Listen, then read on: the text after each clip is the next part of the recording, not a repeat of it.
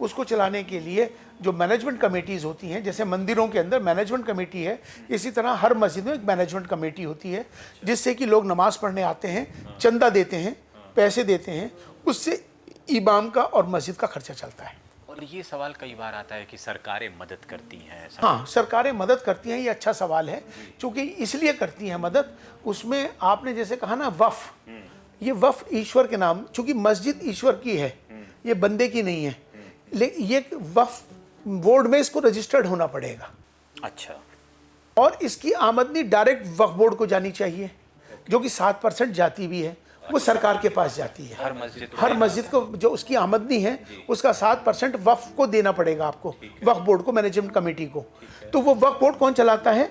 वो स्टेट की राज्य सरकारें चलाती हैं, और सेंटर में सेंट्रल वक्फ काउंसिल चलाती है। तो उसका जो पैसा जाता है सारा वो वक्फ में जाता है, जिसका मैनेजमेंट गवर्नमेंट चलाती है। हमारे यहाँ जो देश में, सऊदी अरब में, पाकिस्तान में, दुनिया में जितने वक्फ होते हैं, उस वक्फ को गवर्नमेंट चलाती है, कोई इंडिविजुअल नहीं चलाता। तो इसी तरह से हमारे देश के अंदर जो वक्फ बोर्ड हैं वो गवर्नमेंट चलाती है। गवर्नमेंट 7 मेंबर बनाती है हर स्टेट के अंदर, जिसमें एक MP होता है, एक MLA होता है, और एक CE होता है IAS ऑफिसर, और एक होता है वकील बार काउंसिल का, एक होता है सामाजिक आदमी, एक होता है आलिम जो कोई स्कॉलर। 7 मेंबर बनाए जाते हैं। ये स्टेट की हर स्टेट में, राज्य के अंदर स्टेट वक्फ बोर्ड गवर्नमेंट बनाती है। लेफ्टिनेंट गवर्नर दिल्ली में बनाते हैं, वो 7 मेंबर नियुक्त करते हैं, और उसको वो वक्फ चलाती है। जो वक्फ की जो आमदनी होती है, जो उसके पास बहुत आमदनी आती है जो इकट्ठी होके, उसमें से फिर पैसा वक्फ बोर्ड के इमामों को दिया जाता है, तनख्वाह। अच्छा, उनके। और जो ये मस्जिद जो 7% डोनेट कर रहे हैं, वो उनको क्या मदद मिलती है? उनको भी मस्जिद के मेंटेनेंस के लिए कुछ पैसा चाहिए तो मिल जाएगा आपको, एप्लीकेशन दीजिए, मिल जाएगा। लेकिन वो पैसा कम्युनिटी का होता है, वो पैसा गवर्नमेंट का नहीं होता। बिल्कुल।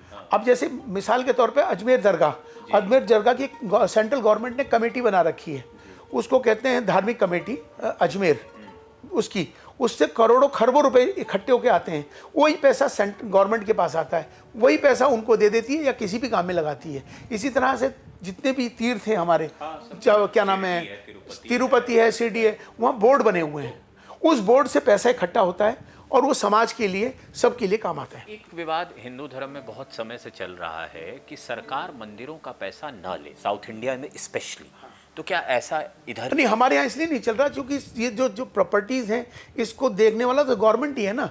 अभी कोई भी मस्जिद बनाएगा, आपने दान करी, आपकी ज़मीन है और आपने मस्जिद बना दी वहाँ पर, तो आपने दान करके ज़मीन को और ज़मीन को सारा आपको वक्फ को रजिस्टर्ड करना पड़ेगा। आपको बिना करे कोई मस्जिद नहीं बन सकती, जैसे गुरुद्वारा SGPC से जुड़कर एग्जैक्टली ऐसी मस्जिद भी चलती है। और मस्जिद की जो आमदनी है वो वक्फ बोर्ड के पास आती है। वक्फ बोर्ड की लैंड बहुत है पूरी इंडिया में, तो उसके स्ट्रक्चर लगते हैं, किराए पे जाते हैं, उसकी आमदनी अरबों रुपए में है जो सरकार के पास होती है। उसी पैसे से सरकार इनको ग्रांट दे देती है। किसको? मस्जिदों के लिए। मुझे कोई काम ज़रूरत है, मुझे कंस्ट्रक्शन करनी है, तो मैं NOC मांगूंगा आपसे और पैसे भी मांगूंगा, तो आप मुझे देंगे। जैसे ये आरोप लगता है सरकार पैसे देती है। तो सरकार ही, वक्फ बोर्ड तो सरकार है, लेकिन हमारा ही पैसे लेकर, हमारा ही पैसा है।